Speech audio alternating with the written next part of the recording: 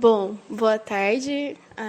Hoje a gente vai começar o primeiro episódio do podcast Mulheres na História. E o nosso tema de hoje é Mulheres na História Antiga. Eu sou a Estela, graduanda de História na UFTM. Eu sou o Fernando, graduando de História da UFTM. Eu sou a Paula, graduanda de História na UFTM. E para falar um pouco melhor sobre esse tema, a gente convidou o professor Fábio Friso, por favor.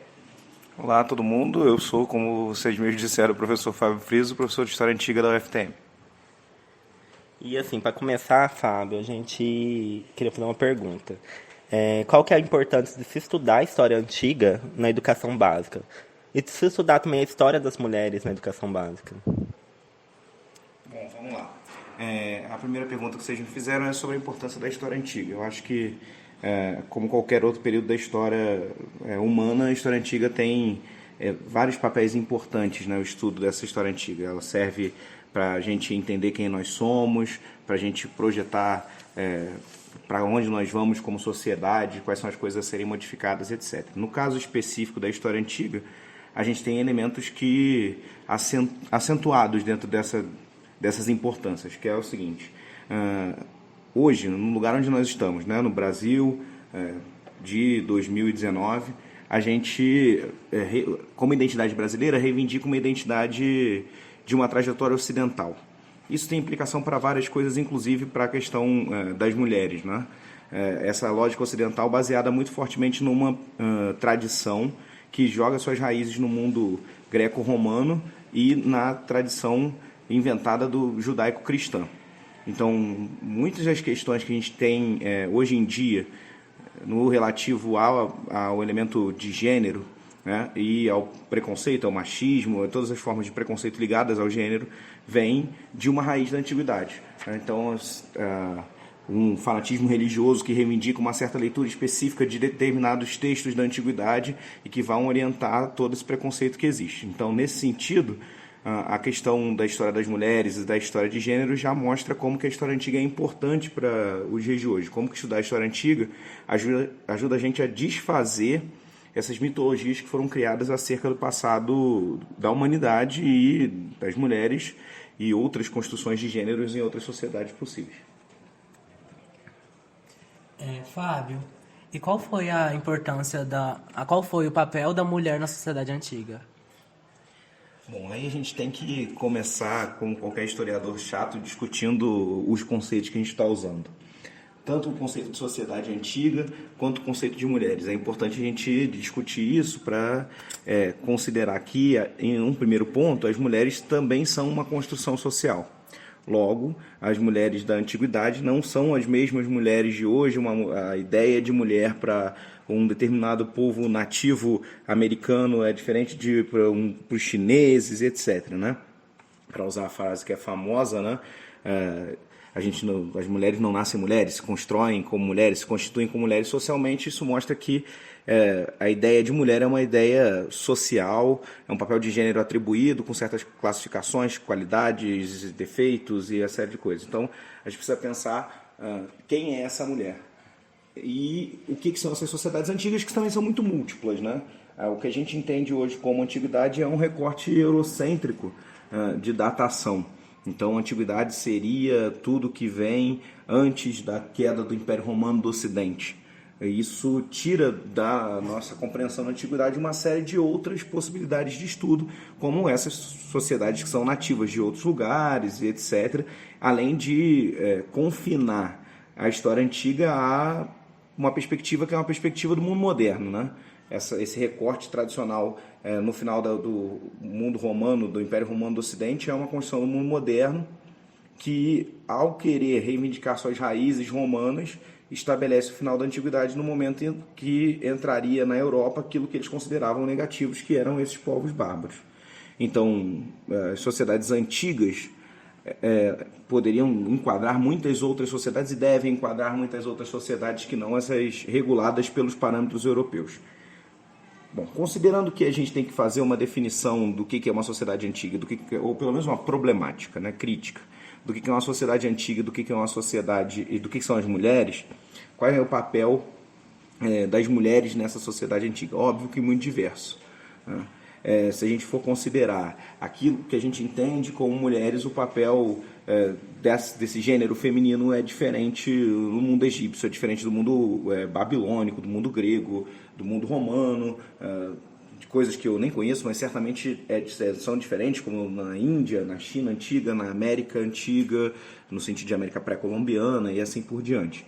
Então, para mim, o mais fundamental, né, de pensar sobre os papéis diversos, porque aí também se a gente pensa só recorte feminino, a gente também tem que pensar nos recortes de outras classificações que estão ligadas nessa sociedade, né? Então, qual é o papel das mulheres? Mas nem todas as mulheres são as mesmas. A gente tem mulheres da elite, a gente tem mulheres dos grupos populares, a gente tem mulheres com... por exemplo, se a gente for pensar o mundo clássico greco-romano, a gente tem mulheres que fazem parte do corpo de cidadania de uma cidade e tem mulheres que são estrangeiras. Então, isso é o que a gente pode chamar, no mundo antigo, de uma interseção entre raça, classe e gênero, né? E isso ajuda a gente a explicar as diferenças que existem. Eu acho que isso é o elemento central para pensar as mulheres na antiguidade.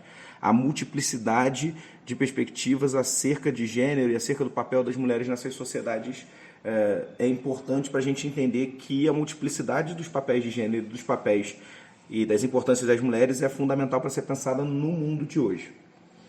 Agora, tem umas outras coisas que eu queria ressaltar e que eu acho que se encaixam mais especificamente nesse momento do assunto, que para pensar as mulheres na antiguidade, a gente tem que pensar também quais são as fontes que são usadas para pensar essa antiguidade. Então, durante muito tempo, se negou a possibilidade de estudar a história das mulheres na antiguidade, porque as fontes escritas, que são a tradição clássica de textos elaborados, textos greco-romanos elaborados por autores homens, em geral, autores de elite, não contava, ou pelo menos não dava atenção a autoras mulheres.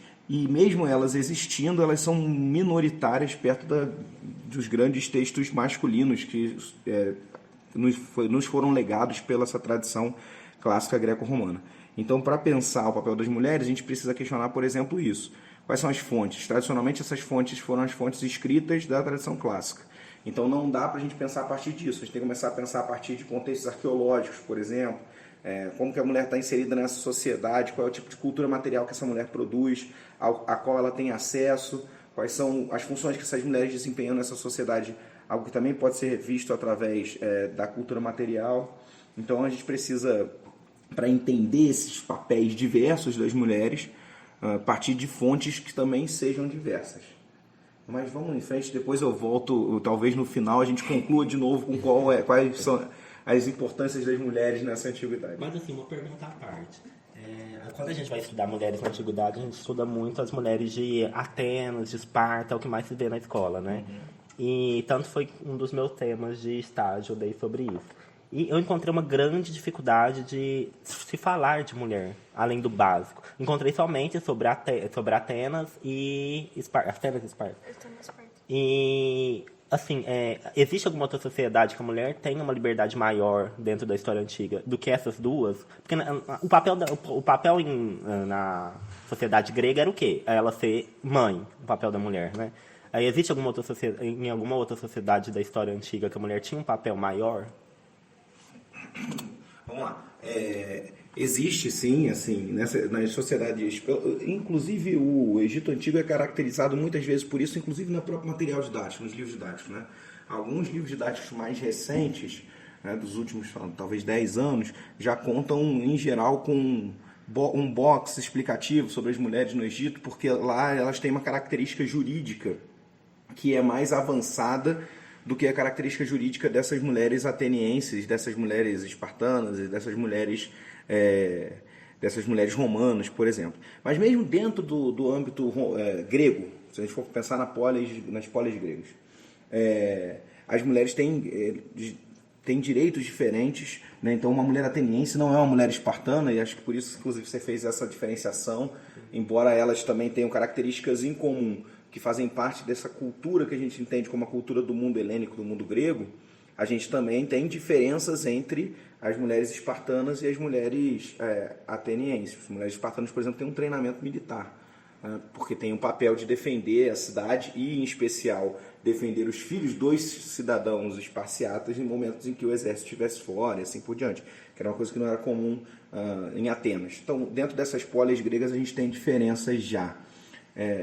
Para além disso, a gente tem, como eu falei, no Egito, uma mulher que tem uma personalidade jurídica que, por exemplo, tem direito a participar de julgamentos, tem direito a, como testemunha, mas também tem direito a ter acesso à herança, da geração anterior, o que em outros lugares não tem, as heranças vão para os filhos masculinos e assim por diante.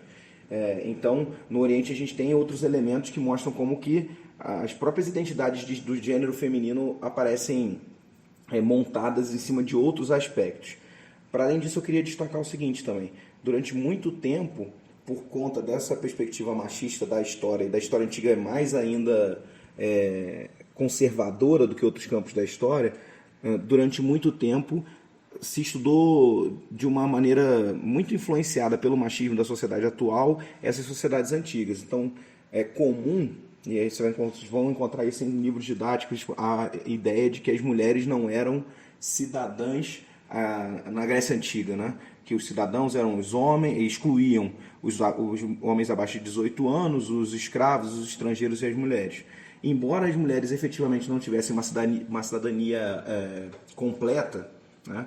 As mulheres também têm elementos da cidadania dentro desse mundo grego. Então,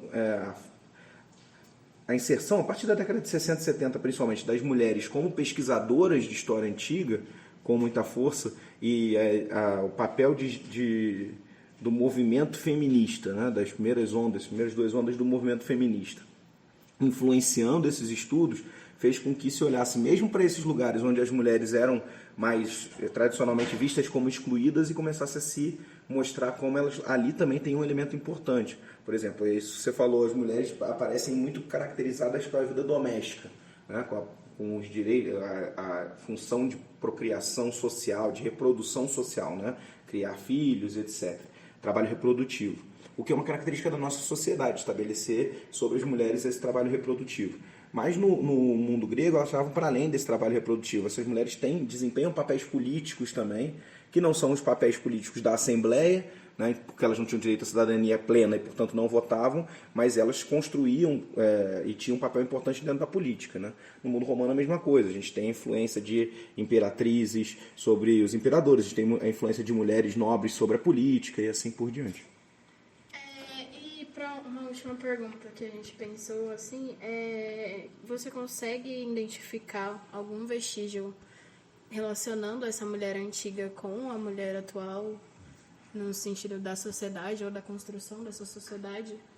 Então, como a nossa sociedade que se reivindica ocidental e, portanto, joga suas raízes no mundo antigo, a leitura que foi feita no mundo moderno, e que é essa leitura da mulher hoje, né, foi imposta sobre esse mundo antigo.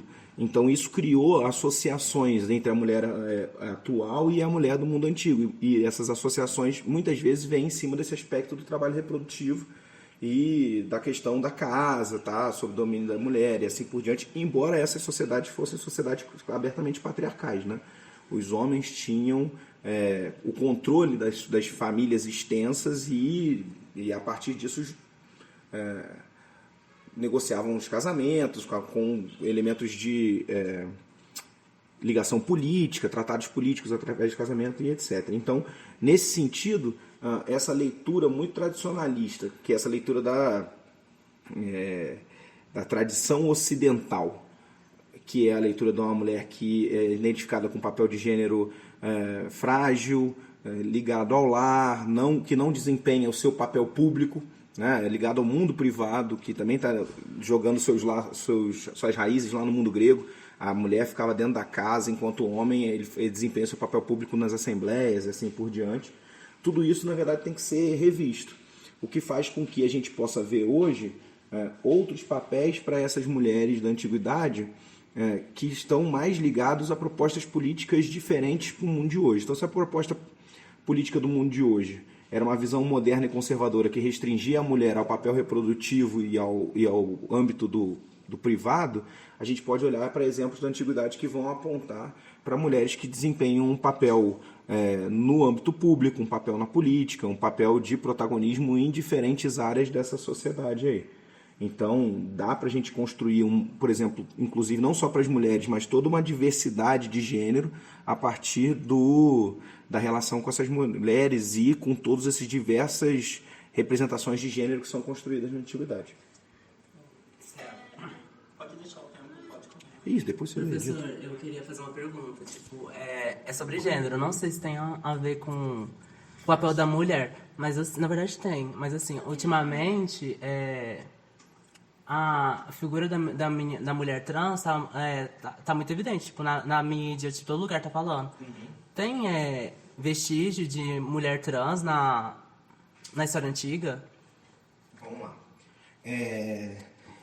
O que eu posso mostrar para vocês em relação a isso são vestígios que usam essa transição do que a gente identifica como uma mulher trans para fins específicos, né?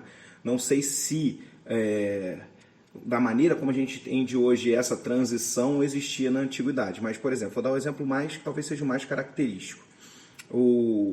A monarquia no Egito Antigo ela é uma monarquia masculina.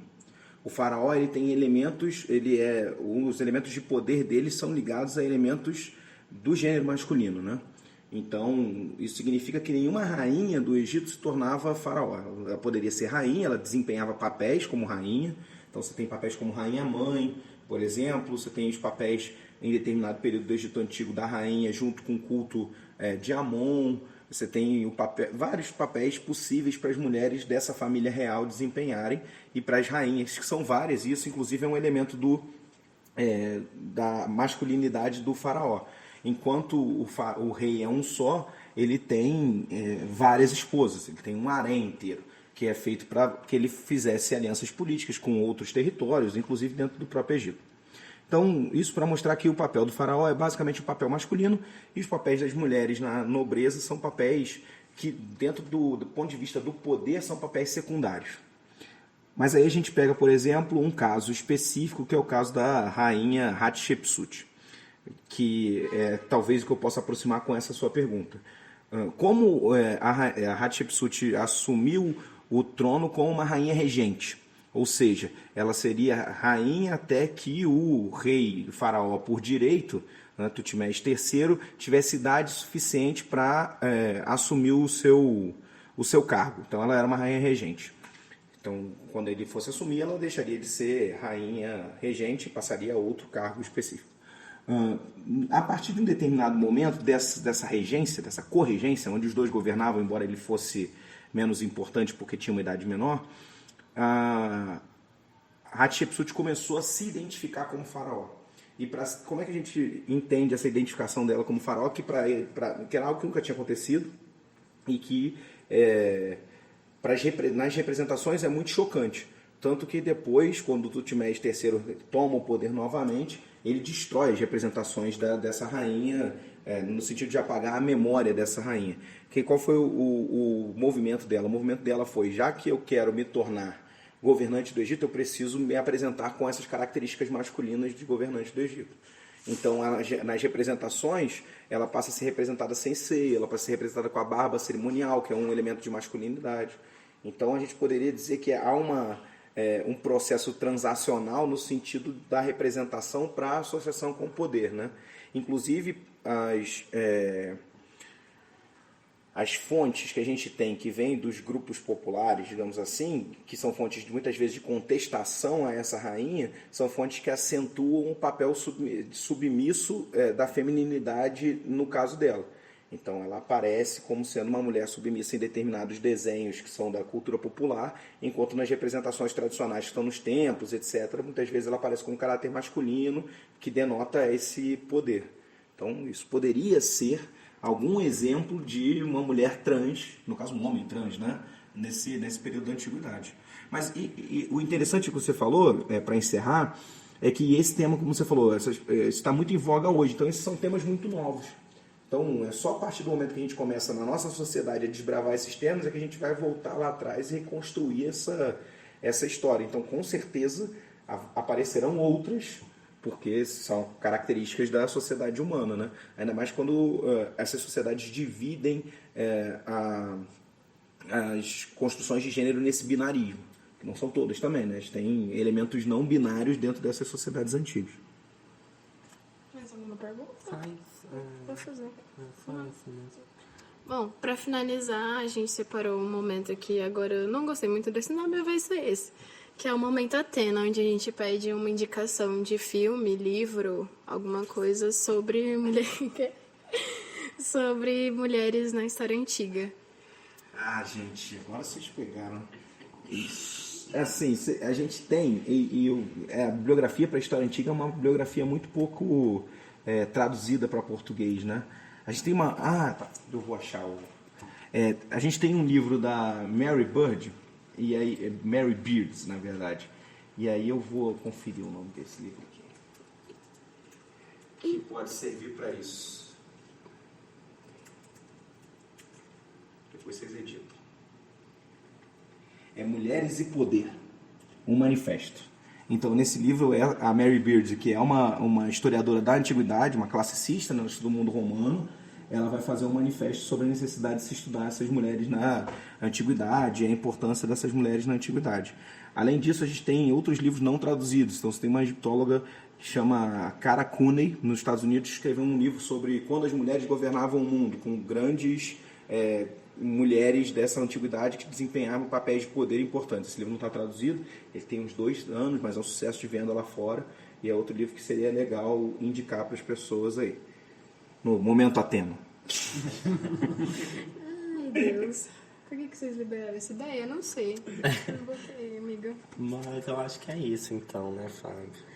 Eu queria aproveitar que nós já estourou o tempo, depois Fernando ajuda. Fazem a mágica de vocês. Fernando faz a 25 a mágica. gente consegue. Eu queria quantos minutos? Era o 15, mas 25 a gente é eu aceitável. acho Vai dar quase 15. Eu queria perguntar, como a gente consegue, tipo, uma dica de como inserir esse estudo das mulheres, tanto no ensino básico como na graduação mesmo, assim? Tá, isso é legal. Bom, o que a gente precisa é fazer um esforço de pressão, porque isso é o que faz com que as pessoas... Se eu tiver desenho, inserir esse estudo sem parecer a doutrinadora, no caso. Não, né? tem que parecer difícil, doutrinador. né? Tem que ser doutrinador. Eu sou contra ser doutrinador. Tem que ser doutrinador. Enfim, doutrinações à parte, eu acho que a sociedade ela cria uma demanda. E essa criação dessa demanda é totalmente legítima.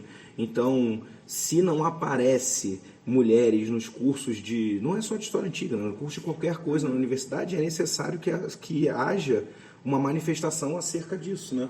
Porque a gente precisa, a única maneira de forçar os currículos a assumirem essas questões é a partir dessas reivindicações. Então, por exemplo, há pouquíssimo tempo atrás, se eu pensar na minha graduação, a gente não tinha matérias de gênero específicas na graduação, né? Que discutissem a questão de gênero, que discutissem a questão das mulheres, etc. Você podia ter disciplinas optativas, disciplinas eletivas, mas você não tinha disciplinas obrigatórias. Vários currículos agora já incluem disciplinas obrigatórias, mesmo que seja uma disciplina sobre gênero qualquer, né?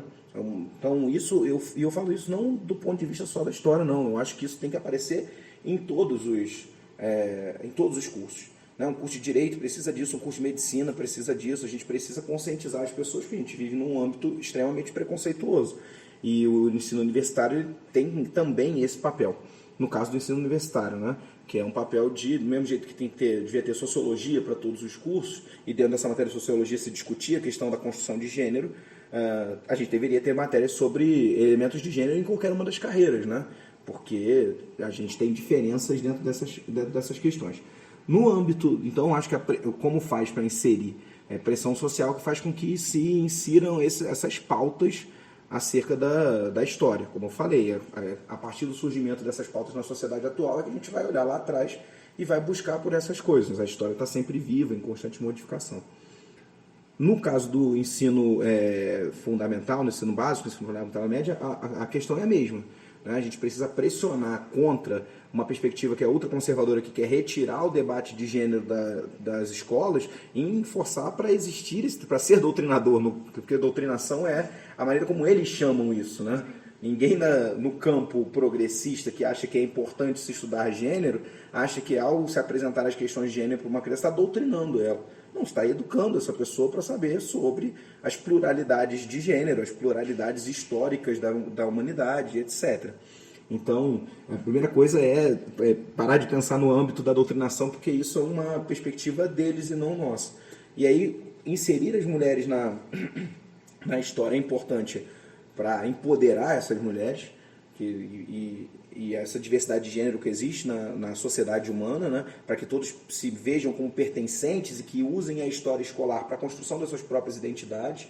Então, ao falar de uma rainha como Hatshepsut, que passa por esse processo, a gente pode ajudar os estudantes a construírem identidades de gênero outras e se sentirem bem com essas identidades outras de gênero. A mesma coisa com outras grandes mulheres que podem ser tomadas da antiguidade. E aí que eu falo grandes mulheres não necessariamente no parâmetro tradicional disso que a gente chama como grandes, né? Da história dos grandes homens, que é importante fazer uma história das grandes mulheres. Não, é importante fazer uma história das pequenas mulheres também, né?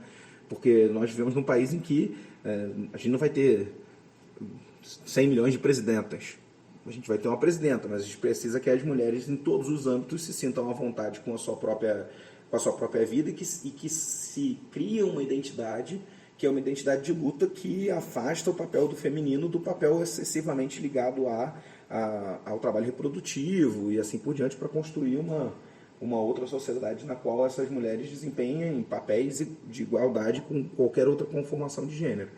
Então, acho que o papel do estudo das mulheres na história antiga no ensino básico tem a ver com isso também, mostrar essa multiplicidade, o quanto que é diferente, o quanto que mesmo nas sociedades que a gente entende como sendo a raiz da nossa sociedade, no mundo grego e no mundo romano, há diferença do que essa visão tradicional tenta colocar e tentar apontar que ali a gente tem muitos caminhos a serem seguidos, muitos caminhos a aparecerem como exemplos para que as pessoas criem suas próprias identidades. No final, é para isso que a história, uma das coisas para as quais a história serve.